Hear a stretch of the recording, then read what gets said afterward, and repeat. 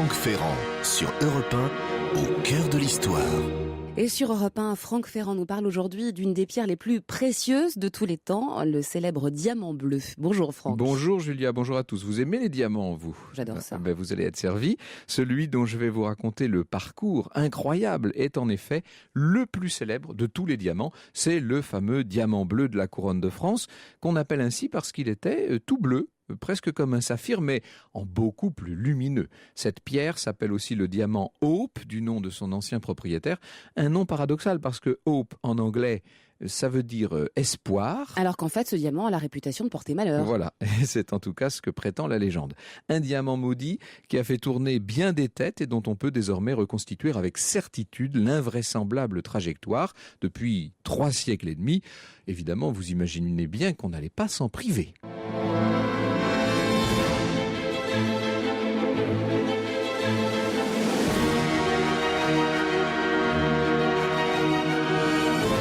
h 14h30 sur Europe 1. Au cœur de l'histoire, Franck Ferrand. Cela fait 1 siècle tout rond que les Américaines sont folles de ce diamant. Du reste, à la Smithsonian Institution de Washington, où la pierre est actuellement exposée, elle reçoit chaque année, tenez-vous bien, la visite de quelques 10 millions de visiteurs, 10 millions de personnes qui se pressent pour voir cet extraordinaire diamant Hope. Alors, la fièvre américaine pour cette pierre, on peut dire qu'elle ne s'est jamais démentie depuis 1911, depuis qu'Evelyn Walsh McLean, la jeune épouse de l'héritier américain Ned McLean, se l'est fait offrir par son mari. Elle se l'est fait offrir à Paris, chez Cartier. C'est Pierre, l'un des 3 fils d'Alfred Cartier, qui le lui a vendu. Pierre, à l'époque, est en charge de la clientèle américaine, ce qui fait qu'il sait tout à fait le genre d'histoire qu'il faut raconter aux jeunes et aux riches héritières pour les faire craquer. Eh bien, il raconte, c'est de son don à lui. Et il raconte l'histoire de cette pierre en s'appuyant sur les récits de l'aventurier français du XVIIe siècle, Jean-Baptiste Tavernier. Un soir, dit-il, un voleur s'est laissé enfermer dans un temple en Inde. Son but était de dérober pendant la nuit le diamant qui ornait le front d'une grande statue en or du dieu Vishnu. Un diamant d'une taille et d'une pureté hors du commun, mais surtout d'une couleur exceptionnelle. Cette pierre était d'un bleu incomparable. Vous imaginez la jeune Evelyn qui ouvre de grands yeux. Le voleur s'est emparé de la pierre merveilleuse, poursuit Pierre Cartier. Mais au matin, quand on a rouvert les portes de bronze et qu'il a voulu en profiter pour s'enfuir, il s'est trouvé frappé par la foudre au seuil même du temple. Depuis ce jour, le diamant est réputé porter malheur à tous ceux qui l'approchent. Oh, je vous rassure, précise le joaillier, tout ça n'est qu'une légende. Il faut faire rêver les héritières, mais il ne faut pas les faire fuir à toutes jambes, évidemment. Evelyn McLean est fascinée. Eh bien, moi, elle me portera bonheur, dit-elle, en s'en emparant et en la portant à son cou. Il me faut absolument cette pierre. Et voilà comment le Hope Diamond est entré en possession de la jeune milliardaire. Ce n'est pas n'importe qui, Evelyn McLean, évidemment. C'est une personnalité assez lancée à Washington. Elle est notamment la meilleure amie de Madame Harding, celle qui va donc devenir la femme, l'épouse du président Harding, la première dame des États-Unis. Evelyn est assez enviée dans le tout Washington. Elle est assez présente dans les soirées pour que se multiplient les photos d'elle dans la presse, des photos où elle apparaît souvent arborant le splendide joyau, qui devient une pierre extrêmement célèbre. Et d'autant plus qu'on tire de son histoire ou de sa supposée histoire et malédiction, on en tire un film, enfin d'abord un livre, puis un film en 1921. Donc ça devient une sorte de mythe national. Est-ce que le joyau a porté bonheur ou malheur à Evelyn McLean? Les superstitieux auraient plutôt tendance à pencher pour la deuxième hypothèse. Après tout, la vie d'Evelyn sera semée de drames. Elle va perdre ses 2 enfants dans des circonstances horribles, puis son mari qui est devenu fou et qui devra être interné, enfin elle-même mourra de pneumonie à l'âge de 60 ans seulement. À sa mort, après la dernière guerre, le joyau est racheté par le célèbre joaillier new-yorkais Harry Winston, et c'est Harry Winston qui, après quelques années, choisit d'en faire don à l'État américain. On raconte souvent, vous savez, la façon dont s'y est pris Harry Winston pour faire parvenir sans risque le diamant à la Smithsonian Institution. Est-ce qu'il allait affréter un camion blindé? Est-ce qu'il allait emmener lui-même le diamant dans une mallette attachée à son poignet? Eh bien non. Harry Winston s'est dit que la méthode la plus discrète serait encore la plus sûre et il a fait partir le joyau par la poste, comme un simple colis, tout juste recommandé. Au passage, c'était quand même une belle publicité pour les postes américaines. Alors, pourquoi ce diamant si célèbre est-il appelé Hope Diamond? Eh bien, c'est son nom depuis le milieu du 19e siècle. En effet, en 1839, cette pierre figure dans l'inventaire après décès du banquier londonien Henry Philip Hope. D'où ce nom de Hope Diamond. C'est une pierre évidemment exceptionnelle, de taille visiblement récente, une taille très 19e, et qui titre 45 carats et demi, ce qui est quand même assez colossal, évidemment. Vous voyez un peu le petit cabochon que ça peut faire, hein. En 1901, le dernier descendant de Hope, Sir Francis, vend le diamant au joaillier Joseph Frankel, qui lui-même trouve à le négocier en 1908 à un marchand et collectionneur turc qui s'appelle Selim Habib. Là, on est en 1908, Selim Habib ne va pas garder la pierre longtemps. Dès l'année suivante, un joaillier français, Rosenau, s'emporte acquéreur, mais pour le céder à son tour, presque aussitôt, à la célèbre maison Cartier, rue de la Paix, la maison de Cartier où nous l'avons retrouvé tout à l'heure, le diamant. Vous voyez, j'allais dire, la boucle est bouclée et la suite, vous la connaissez. Ce qu'il faut que je vous dise à présent, c'est que ce diamant Hope, dès cette époque, a attisé la curiosité d'un certain nombre de collectionneurs et de passionnés, et que l'origine de cette pierre a d'emblée suscité bien des interrogations. Dès 1858, en vérité, Charles Barbeau a fait le rapprochement entre le Hope et le célèbre diamant bleu de la couronne de France qui avait disparu depuis la Révolution. Et si, s'est demandé Barbeau, et si celui-là n'était qu'une version retaillée de celui-ci? D'ailleurs, quand vous mettez les deux diamants, si je puis dire, quand vous les comparez, vous vous rendez compte que le diamant Hope est plus petit que le diamant bleu, puisque le diamant bleu titrait 69 carats. Les soupçons, par la suite, n'ont fait que se préciser. Et plus d'un siècle après, dans les années 80, l'historien des gemmes, Bernard Morel, était convaincu de cette filiation. Je me rappelle moi-même avoir, dans les années 90, publié sur ce sujet l'un de mes tout premiers articles. Ça me ramène aux sources, cette histoire d'aujourd'hui.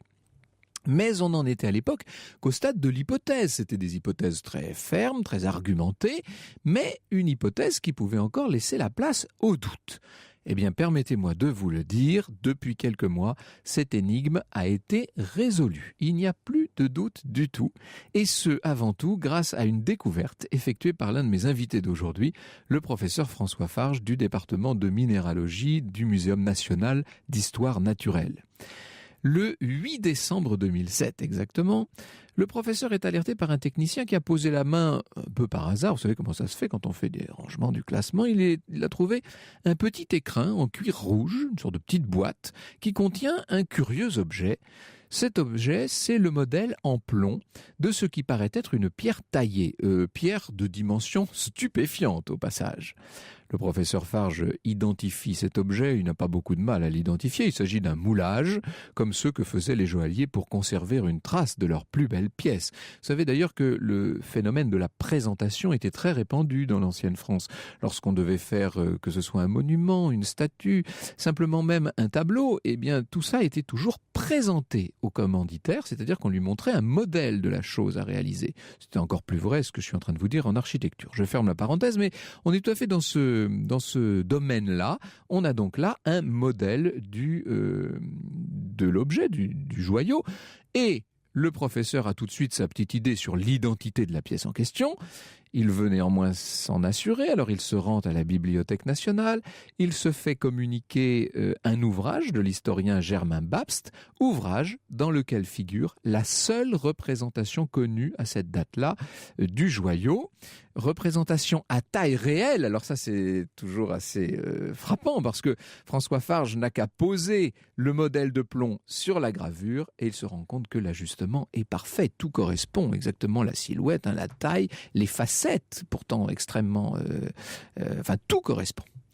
Pour le professeur Farge, c'est le début d'une enquête fabuleuse à la poursuite d'un chef-d'œuvre de joaillerie taillé au XVIIe siècle à la gloire de Louis XIV, le grand diamant bleu de la couronne de France. Au cœur de l'histoire revient dans un instant sur Europe 1. Franck Ferrand sur Europe 1, au cœur de l'histoire. Et jusqu'à 14h30, Franck Ferrand, vous faites rêver les femmes aujourd'hui puisque vous nous contez l'histoire du diamant le plus célèbre du monde. Ah oui, les femmes et quelques hommes, car les passionnés de gémologie et de belles pierres sont dans les deux sexes, si je puis dire. Alors tout à l'heure, dans la deuxième partie de cette émission, nous allons pouvoir revenir en compagnie du professeur Farge sur l'incroyable enquête qu'il a menée à la poursuite du diamant bleu, avant d'entrer dans le détail de ce qui est une véritable enquête policière.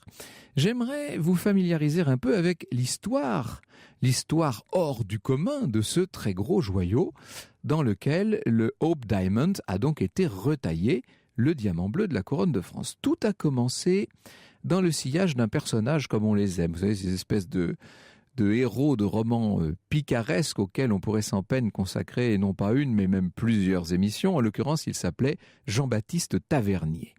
Qui est-il, ce Jean-Baptiste ? Disons, un aventurier issu d'une famille de géographes. On dessine des cartes dans sa famille depuis au moins 2 générations. Lui a déjà écumé l'Europe à l'âge de 23 ans. Du reste, il parle la plupart des langues d'Europe. Et puisque désormais, ce continent n'est plus assez grand pour lui, eh bien, on va le voir courir le monde et jusque très loin, jusqu'en Asie. Et là-bas, grâce à cette espèce d'abattage inouï qui n'appartient qu'à lui, et aussi grâce à quelques cadeaux somptueux, il faut bien le dire, on le voit tisser tout un réseau de relations commerciales. Tavernier devient notamment un des intimes d'un des plus grands souverains de l'époque, le Shah de Perse. Il est reçu par le grand Moghol, qui règne à cette époque sur un empire immense, de Kaboul jusqu'au plateau du Décan. Il sera un des premiers négociants à rapporter en Europe les précieux diamants de Golconde. Alors Golconde, voilà un nom mythique entre tous. Golconde, c'est ce royaume de légende qui a tant fait rêver le monde occidental, puisqu'à l'époque, c'est de là qu'est censée provenir la quasi-totalité des grandes gemmes que l'on connaisse. Le grand Moghol reçoit ses visiteurs dans des salons d'apparat qui n'en finissent plus. Tout ça paraît sorti tout droit des 1001 nuits. Il les reçoit sur des trônes tous plus précieux les uns que les autres, constellés de milliers de diamants, de rubis, d'émeraudes. Enfin, c'est un rêve, c'est un conte, tout ça. Le problème avec ce grand Moghol, c'est qu'il est richissime et qu'il n'éprouve donc aucun besoin de céder ses diamants à quiconque. Alors, comment Tavernier s'y est-il pris pour le convaincre ? Ça, l'histoire ne le dit pas. Ce qui est sûr, c'est que c'est bien auprès de lui, c'est bien auprès du grand Moghol qu'il a acquis les pierres proprement fabuleuses qui vont faire sa fortune. L'aventurier en rapporte des sacs entiers en France. Il se précipite au Louvre pour les présenter à Louis XIV. Alors attention, la collection qui surgit sous les yeux du jeune roi paraît tenir du miracle. Il y a là, réunis dans une opulence à peine croyable, plus de 1000 diamants de toute taille. Surtout des gros diamants, le roi est ébloui, au propre comme au figuré. On est à cette époque, vous savez, Mazarin est mort depuis quelques années maintenant, le roi est dans son règne personnel, il est en train d'acquérir des collections extraordinaires, notamment de filigranes, d'œuvres d'art italiennes, de pierres dures, etc. Le château de Versailles n'existe pas encore, ou quasiment pas à l'époque, on peut encore dépenser des sommes importantes pour des objets somptuaires, et finalement, Louis XIV achète les 47 plus gros diamants de Tavernier, et ce pour une somme colossale, l'équivalent de près d'1 tonne d'or pur. Vous voyez, c'est véritablement un investissement que fait Louis XIV et il le fait évidemment au nom de l'État. Et pour faire bonne mesure, il en profite pour anoblir le négociant qui devient donc monsieur de Tavernier. Vous avez bien compris qu'au milieu de ce tas de cailloux assez inédits se trouve beaucoup plus gros que les autres. Et de cette couleur bleue qui suffirait à le distinguer, notre fameux diamant bleu. Je précise qu'à cette époque, il est encore presque brut ce diamant, ce qui en fait un objet de curiosité plus qu'une pièce de joaillerie. Il n'est pas encore aussi brillant qu'il le deviendra, bien entendu. Du reste, le souverain l'expose dans un premier temps au sein de son célèbre cabinet de curiosités du château de Saint-Germain. Seulement, Louis XIV nourrit d'ores et déjà de tout autre projet pour son très beau Lully. Et ça, c'est pas facile à dire. C'est le petit piège du jour. Ça, Je suis Fatima. quasiment arrivée. Louis XIV confie sa pierre bleue au meilleur joaillier de ce temps, l'inégalable Jean Pitan, charge à lui de concevoir une taille digne de ce monstre. Et c'est peu dire que le maître y met tout son cœur. En vérité, il va se surpasser. Il lui faut 2 années pour mettre au point le dessin définitif de son chef-d'œuvre et 2 années encore pour l'exécuter. Et quand on parle de chef-d'œuvre, la taille 78 facettes est à double symétrie impaire, une chose, une complexité sans précédent. C'est digne de Léonard de Vinci, cette histoire. Le diamant bleu, quand il sort enfin des mains du maître joaillier Pitan, brille de tous ses feux. La lumière qui l'inonde est renvoyée de face en face dans un jeu étincelant de reflets avant d'être expulsée vers l'observateur qu'elle ne peut qu'éblouir. Désormais, Louis XIV, le premier, et après lui ses successeurs, les rois de France auront fierté à arborer cette gemme, taillée donc à 69 carats. Louis XV va le faire sertir avec un énorme rubis taillé en diamant, taillé en dragon du reste, et va le faire sertir sur les insignes de sa toison d'or. Il en fera donc le fleuron de la célébrissime parure de couleur réservée aux grandes occasions et qui réunit ce que la couronne possède de plus extraordinaire en fait de saphir, d'émeraude, de rubis. Oh, rien à côté du diamant bleu. Franck Ferrand sur Europe 1, au cœur de l'histoire. Et aujourd'hui, une émission consacrée au plus beau diamant du monde, le diamant bleu. Le diamant bleu de la couronne de France. Alors, évidemment, au moment où arrive la Révolution française, ce ne sont pas des périodes très faciles qui s'annoncent pour les joyaux de la couronne, qui sont exposés du reste au nouveau garde-meuble sur la place Louis XV, rebaptisée place de la Révolution. C'est notre place de la Concorde à nous, tout simplement. Et le garde-meuble en question, c'est le fameux hôtel de la Marine dont on parle tant en ce moment. La monarchie s'effondre le 10 août 1792. La République est proclamée en septembre sur fond de massacres dans les prisons et de grands périls aux frontières. On est là vraiment dans une époque troublée s'il en fut jamais. Les armées austro-prussiennes ont Paris en ligne de mire et la capitale est livrée à toutes sortes de débordements. C'est dans ce contexte que on peut dire un contexte vraiment glauque, donc, que va se produire le plus grand cambriolage de tous les temps. Un vol organisé, bénéficiant d'étranges complicités, ça nous entraînerait un peu loin d'évoquer lesquelles, un cambriolage qui va durer quand même 4 jours, ou plutôt 4 nuits. Le casse du siècle, que dis-je, du millénaire, a pour cadre le nouveau garde-meuble et pour cible les joyaux de la couronne. Je vous ai dit que c'est un vol qui va s'éterniser pendant près d'une semaine. À la fin, le nombre des malfrats se hissera jusqu'à 60, 65. Vous avez des gens qui sont là accompagnés de petites femmes. Certains vont jusqu'à festoyer sur place à la lueur des ci-devant bougies royales. Au sein de cet événement nébuleux et qui, 2 gros siècles plus tard, est loin d'avoir livré tous ses secrets. Au milieu de ce capharnaüm, dans ce cambriolage monstre, il convient d'isoler, de distinguer l'œuvre d'une première équipe de voleurs, à la fois très habile et très bien renseignée. C'est cette équipe qui connaît les réserves comme sa poche. C'est elle qui fracture les armoires principales. C'est elle qui s'empare des pièces majeures, dont la parure de couleur, naturellement, avec son diamant bleu. Dès que ce vol des joyaux est rendu public, le scandale, on peut dire, est énorme. Roland, qui est ministre de l'Intérieur, est sommé de s'expliquer à la tribune de l'Assemblée, ne sera du reste pas le seul. La toute jeune République est humiliée, et certains de ses responsables, pas tous, vont s'acharner à mettre la main sur les coupables. Alors, comme par hasard, ce sont un peu les lampistes qui vont payer dans cette affaire. Certains seront guillotinés sur les lieux mêmes de leur forfait. C'est du reste la raison pour laquelle la guillotine, qui initialement était dressée place du Carrousel, se retrouve sur la place de la Révolution, où Louis XVI lui-même sera exécuté très bientôt. Or, grâce aux enquêtes menées habilement dans les milieux louches de Paris, mais aussi grâce à une cascade de dénonciations spontanées, notamment dans les anciens milieux royalistes qui à cette époque sont en train, pour une partie en tout cas, de tourner leur veste, la plupart des grands joyaux, inécoulables du reste, va pouvoir être récupéré.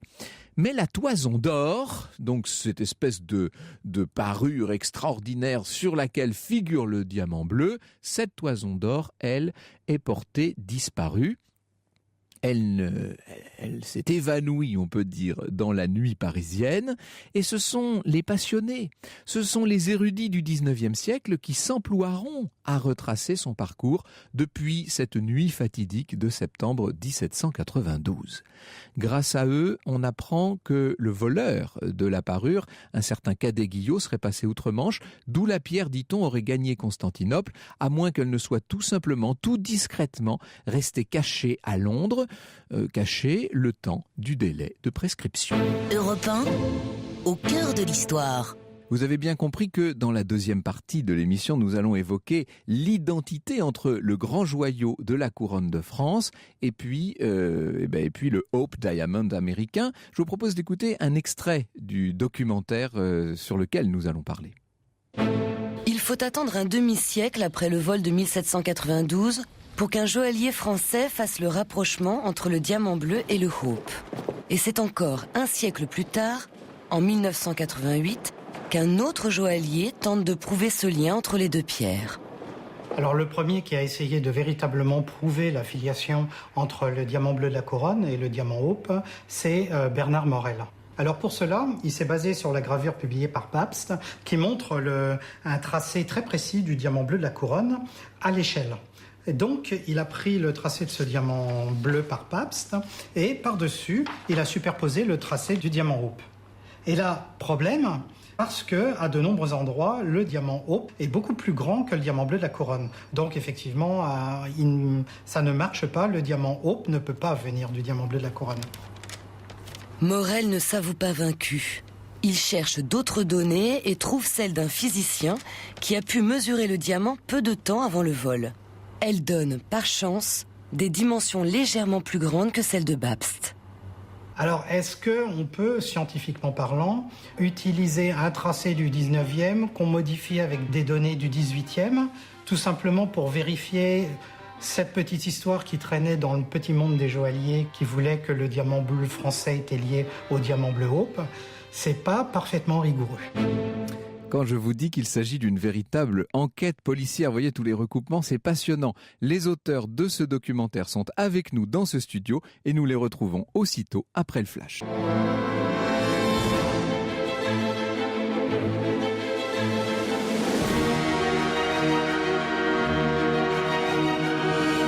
13h30, 14h30 sur Europe 1. Au cœur de l'histoire, Franck Ferrand.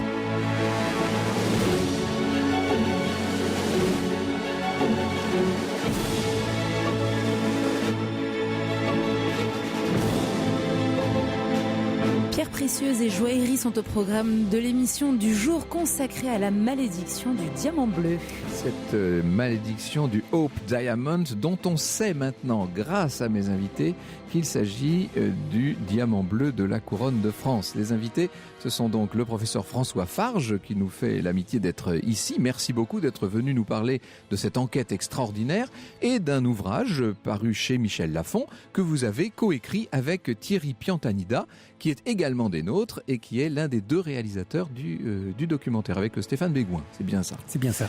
Donc c'est une enquête passionnante. J'aimerais tout de suite, avant que nous n'entrions dans le détail de toute cette affaire, que nous tordions tout de suite le cou à une sorte de légende. La plupart des questions qui m'arrivent via Internet demandent si ce Hope Diamond a un rapport quelconque avec le fameux cœur de l'océan du film Titanic. On sait que James Cameron s'est inspiré du Hope Diamond pour le scénario de Titanic. On a pensé à une époque, certains ont prétendu que le diamant bleu avait coulé avec le paquebot, mais il n'en est strictement rien en fait. Thierry Piantanida. C'est plutôt une question pour François, ça. Oui, absolument aucun rapport. Mais bon, effectivement, je pense que Pierre Cartier avait bien compris qu'un très beau diamant bleu comme ça fait vendre. Et effectivement, on retrouve ces arguments effectivement, même dans la production actuelle. En tout cas, ce qui est amusant, c'est que dans le film de James Cameron, dans Titanic, la forme que les producteurs ont donné à la pierre est bien celle du grand diamant de la couronne de France et non pas celle du Hope Diamond. Hein. C'est une forme qui est effectivement assez proche, mais pas complètement. Elle est trop longue. Oui, elle est trop longue. Elle est pas aussi belle que celle du diamant bleu français. Alors, ce diamant bleu, vous l'avez définitivement identifié à travers ce qu'il en reste. Grâce à cette découverte que vous avez faite. Donc, c'était en décembre 2008. 2007 en fait. Le 8 décembre 2007, voilà, c'est ça. C'était donc au Muséum national d'histoire naturelle où vous œuvrez, vous, professeur. Oui, Forge. alors effectivement, donc à l'époque j'étais en charge des collections et je venais tout juste d'arriver, donc fallait faire une espèce pour moi, un inventaire notamment des collections que je connaissais pas très bien, et donc on a décidé de commencer par les pierres précieuses et en particulier les diamants. Et effectivement, dans un tiroir où j'étais censé voir que des diamants d'Inde, de petite taille, parce que malheureusement on n'a pas de gros diamants. D'un seul coup, au milieu de tout ça, on voit un gros truc noir qui faisait 3 cm sur 2,5. Qui brillait pas tellement. Hein. Qui brillait pas du tout, qui était tout noir. C'était vraiment le vilain petit canard. Alors on s'est dit, mais qu'est-ce qu'il fait là-dedans? Qu'est-ce que c'est? Et alors moi, comme je suis toujours un peu attiré par les choses un peu atypiques comme ça, donc voilà, c'est ainsi que j'ai mis la main sur ce moulage en plomb. Que c'était ce moulage, et que ce moulage était bien, vous l'avez identifié très rapidement, était bien le moulage du diamant bleu. En fait, oui, ça a pris un quart de seconde. Au début, j'étais persuadé que c'était le moulage d'un autre diamant avec une forme triangulaire qui s'appelle le Nassac. Et en le retournant, alors là, les frissons m'ont parcouru de haut en bas, et je savais pertinemment, et je l'ai dit avec Jean-Marc, le technicien avec qui je travaille, que c'était un moment absolument exceptionnel, parce que surtout on avait enfin un modèle en 3D du diamant bleu et non pas une gravure qui allait nous permettre de faire la comparaison avec le diamant Hope. Il a été extrêmement peu représenté, ce diamant bleu. Hein. On possède 2 représentations en fait, c'est ça? Alors oui, il y en avait qu'une qui existait, et on a beaucoup de chance parce que quasiment en même temps on a redécouvert le plomb, on a redécouvert en Suisse une gravure d'époque du diamant bleu qui était très très peu connue avant. Et en couleur celle-là? Et en couleur de surcroît, qui ne laisse aucun doute sur l'objet. Ce qui vous a permis de reconstituer la célèbre parure de couleur de Louis XV, cette toison d'or extraordinaire, reconstituée, je dis tout de suite, en matériaux synthétiques. Bien entendu. Oui. Alors on a reconstitué que la toison parce que la parure était beaucoup plus grande, oui, bien sûr. Oui, il y avait les croix du Saint-Esprit, il y avait plein de choses. C'était un ensemble absolument extraordinaire, mais effectivement la toison de la parure de couleur, c'était vraiment la grande pièce de résistance, c'est quasiment la pièce fondatrice de la grande joaillerie française. Donc c'est pour tous les joailliers, les grands joailliers, c'est vraiment une espèce de saint Graal. Et avec Herbert Horowitz à Genève, et puis grâce à l'aide de tout le monde, Gédéon, Thierry et plein d'autres, on s'est attelé à faire l'impossible, et puis Herbert y est arrivé 4 ans après. Alors ce qui est tout à fait inouï, on va y venir dans un instant, c'est que vous avez pu définitivement identifier les 2 pierres, dire que c'est bien une seule et même. Alors ce qu'on entend dans l'extrait que nous venons de diffuser juste avant le flash de 14h, ce qu'on entend c'est que Bernard Morel, quand il s'est penché d'abord sur la question, s'est trouvé confronté à des dimensions qui ne correspondaient pas. C'est-à-dire que le Hope Diamond était trop grand pour loger, si je puis dire, dans le diamant bleu de la couronne de France. Oui, sur la base de la gravure de 1889, effectivement, ça coïncidait pas.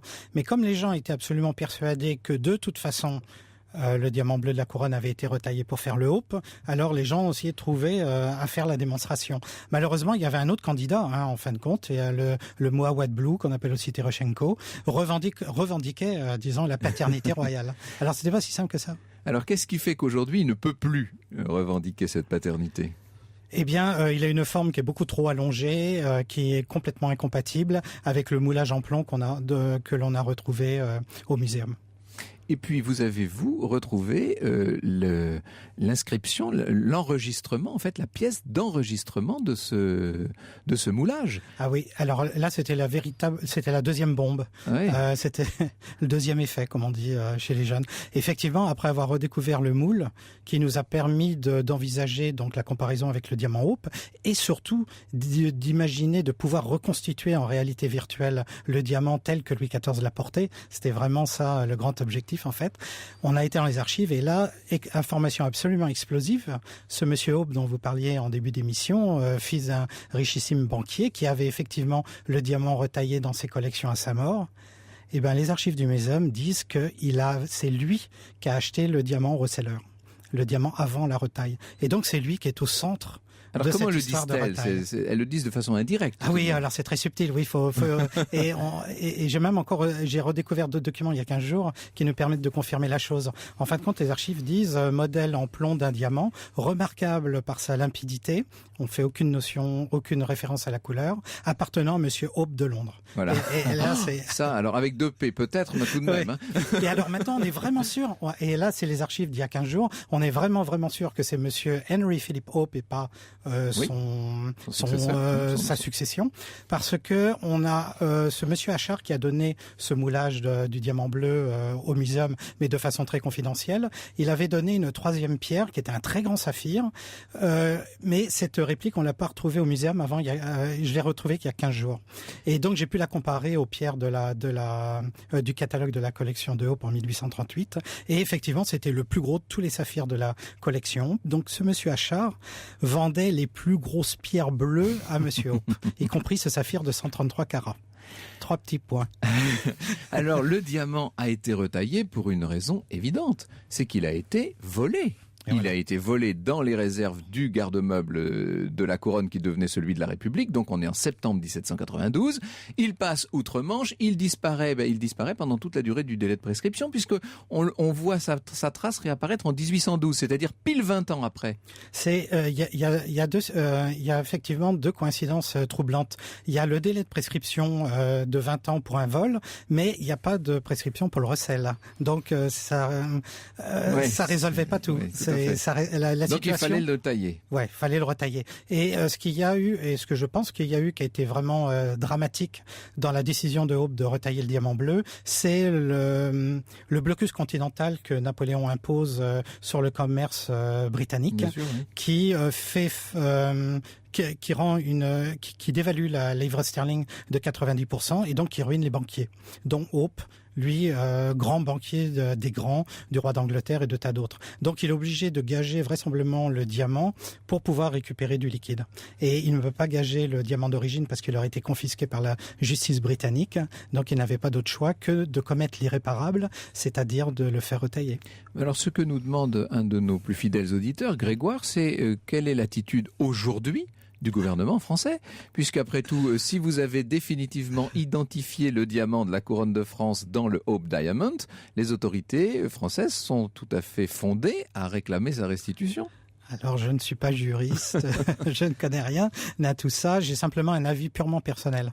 C'est que le diamant qui est Hope, qui est aux États-Unis, contient 2/3 de la matière du diamant bleu royal, mais la forme n'y est plus. Et ce qui était très très beau, c'était la première en première partie, c'est la matière du diamant bleu qui était exceptionnelle, mais aussi la taille incroyable que Piton avait fait. Et je pense que le véritable trésor, c'est plutôt le plomb. Jusqu'à 14h30 sur Europe 1. Plongez au cœur de l'histoire avec Franck Ferrand. Are a girl's best friend. Les diamants sont les meilleurs amis d'une fille, chantait Marilyn Monroe, sauf peut-être celui dont nous parle Franck Ferrand aujourd'hui, le diamant bleu, son histoire et sa malédiction. Alors justement, qu'en est-il de cette malédiction, Thierry Piantanida ? Est-ce qu'on peut dire que c'est une pure légende, c'est une invention de joaillier pour faire mousser son produit, ou est-ce qu'il y a quand même des éléments troublants dans le destin de ce Hope Diamond ? Donc c'est-à-dire, je précise pour les personnes qui prendraient en cours, ce diamant Hope, c'est le diamant retaillé, l'ancien grand diamant bleu de la couronne de France qui a été retaillé au tout début du 19e siècle et qui depuis a connu un grand nombre de propriétaires, et notamment aux États-Unis, puisqu'il est arrivé aux États-Unis en 1911. Est-ce qu'il porte vraiment malchance ? À écouter les Américains qui se précipitent et qui échange autour du fameux diamant dans sa vitrine, c'est évident que c'est la première chose qui les intéresse. Et les grands-mères qui parlent à leurs petits-enfants, regarde le diamant, il porte malheur. Première chose qu'on dit, c'est ça qu'on entend, c'est incroyable. Et ça fascine le public américain, mais comme on ne peut pas imaginer. Ça n'a pas empêché Louis XIV de régner tranquillement 59 ans, Louis XV 51, si je ne m'abuse, enfin, etc. Mais il semblerait qu'il y ait eu une panne dans cette malédiction quelque part, parce qu'on en a parlé tout à l'heure, vous en avez parlé, Tavernier, il le raconte qu'il y a bien des malédictions autour des diamants qui viennent d'Inde. C'était en fait une assurance très commode pour éviter qu'on les vole dans les temples. Il suffisait de dire que le gars qui allait voler un diamant dans un temple serait foudroyé à la sortie, ça calme les ardeurs des voleurs. Oui. Alors, mais après, on est forcé de constater dans les archives, n'est-ce pas François, que au temps de Louis XIV, c'est pas une préoccupation, ça ne fait pas partie de la... Alors, pour essayer de sauver la mise aux plus superstitieux d'entre nous, on pourrait peut-être dire que ce diamant qui portait chance lorsqu'il était dans sa pureté et dans l'éclat que lui avait donné Pitan, s'est mis à porter malchance à partir du moment où on a voulu le retailler pour le camoufler. Ça pourrait être ça, peut-être. Oui, mais on pourrait aussi dire que Pitan est mort 3 ans après avoir fini de le retailler, que sa veuve a été emprisonnée avec la révocation de l'édit de Nantes en 1783, et elle a terminé dans une prison à Angers avant d'être expulsée du royaume. Donc effectivement, on pourrait toujours trouver, même pendant la période faste, des événements très sombres, mais effectivement... Ce qui est certain, en tout cas, c'est que c'est bien un miroir. Hein, ces grands joyaux, on y projette à peu près tous les fantasmes. Voilà, c'est ça. Et effectivement, c'est devenu une manie, je dirais, dans la deuxième moitié du 19e siècle, d'associer des légendes aux diamants. Voilà, il y a eu l'arrivée des grands diamants d'Afrique du Sud, qui ont enrichi la couronne britannique. Ça a tout changé, évidemment. Hein. Voilà, alors donc ça fait une publicité absolument gigantesque, parce que c'est des découvertes récentes. La couronne britannique est affublée de petits cailloux, on va dire, entre guillemets, d'un seul coup à les plus beaux diamants du monde. Alors etc. justement, puisque vous en parlez, quels sont aujourd'hui, parce qu'on parle toujours de ce diamant Hope de la Smithsonian Institution de Washington, mais quels sont les grands diamants célèbres, dont certains sont en France d'ailleurs aujourd'hui? Oui, on a effectivement au Louvre, on a 2 diamants absolument fabuleux, même 3 on pourrait dire. Donc le Régent d'abord de 140 carats, qui est une pierre absolument extraordinaire, qui a été taillé il y a peu de temps après le diamant bleu. Alors ce n'est pas un diamant bleu, il est tout à fait blanc celui-là. Alors blanc mais légèrement bleuté, ce qui en fait sa grande valeur. C'est ce qu'on recherche le plus en fait, le blanc légèrement bleuté, très légèrement céleste. Alors ça alors effectivement 140 carats c'est peut-être rien par rapport au premier diamant de la couronne britannique qui en fait 550, légèrement plus de 550 carats. Mais par contre, il y a effectivement, il y a toute l'histoire dans laquelle il a été trouvé en Inde en 1698, retaillé en Angleterre, revendu au Régent de France. Enfin, il y a toute une histoire qui est absolument extraordinaire. Belle histoire de Régent, oui. Que, effectivement, le Cullinan, il a été très gros, taillé, mis sur la couronne britannique, et puis voilà. Oui. Les autres très grands diamants, quelques noms? Alors, quelques noms, eh bien, on pourrait citer, à l'époque, au XVIIe siècle, existait un grand diamant qui s'appelait le Grand Mogol de 280 carats. Donc, on voit bien les diamants qui étaient en Inde chez le Grand Mogol étaient beaucoup plus gros que tout ce qui existait en Occident. Donc, un diamant qui a aussi disparu. Hein. Il y a eu 2 grands casses du millénaire au XVIIIe siècle. Le casse du garde-meuble dont vous parliez, mais il y a aussi le casse du trésor à New Delhi des Grands Moghols, où des grands diamants ont disparu. Et puis, il y a eu tous les Cullinan, et puis il y a tous les diamants du cardinal Mazarin, qui a peut-être donné le virus à Louis XIV des beaux diamants. En tout cas, Mazarin, collectionneur, a sans doute éduqué le roi. Ça, c'est presque incontestable. Oui, très certainement. Chez Louis XIV, il y avait une réelle passion du monde minéral. On le voit bien, collectionneur non seulement de diamants pour la couronne, mais aussi de diamants, comme vous le disiez, pour son cabinet d'histoire naturelle. Et on le voit bien à travers l'achat du diamant bleu. À cette époque-là, à l'époque de Louis XIV, les diamants de couleur n'étaient pas du tout appréciés. C'était quasiment un geste très fort politiquement d'acheter un grand diamant bleu, parce qu'a priori, même Tavernier, on le sent bien chez Tavernier, c'est pas l'extase sur le diamant bleu.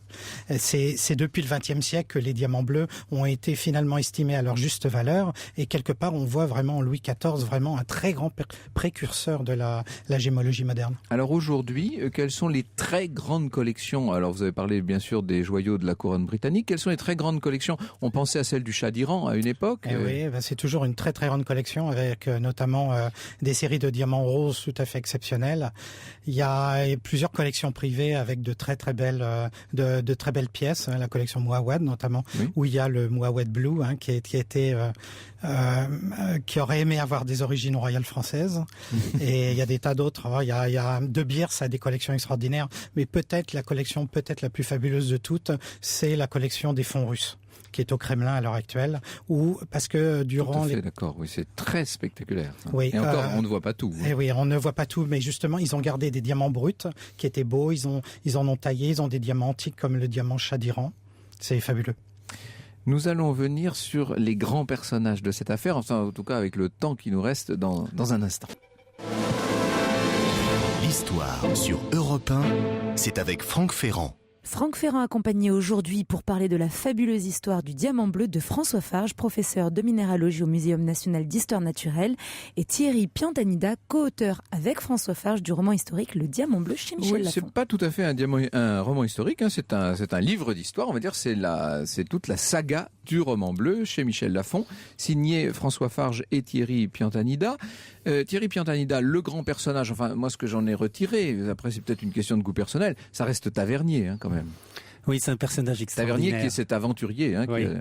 Il était plus oriental qu'occidental. 40 années passées en Orient, c'est tout le secret de sa réussite, il me semble bien. C'est-à-dire qu'il a un orientaliste avant la lettre. Ah mais oui, complètement. Et il s'est tellement fondu dans les mœurs locales que ça lui a ouvert bien des portes, parce qu'il a compris la mentalité, qu'il fallait prendre son temps, qu'il fallait pas se précipiter, qu'il fallait offrir des cadeaux. Et d'ailleurs, à la fin de sa vie, cet homme s'achète un château dans lequel il construit une tour qui regarde vers l'est. C'est vraiment la passion de sa vie. Oui. On essaiera un jour de faire une émission sur le personnage parce qu'il mérite vraiment qu'on s'y attarde. Merci beaucoup, en tout cas, d'avoir si remarquablement fait briller ce diamant bleu.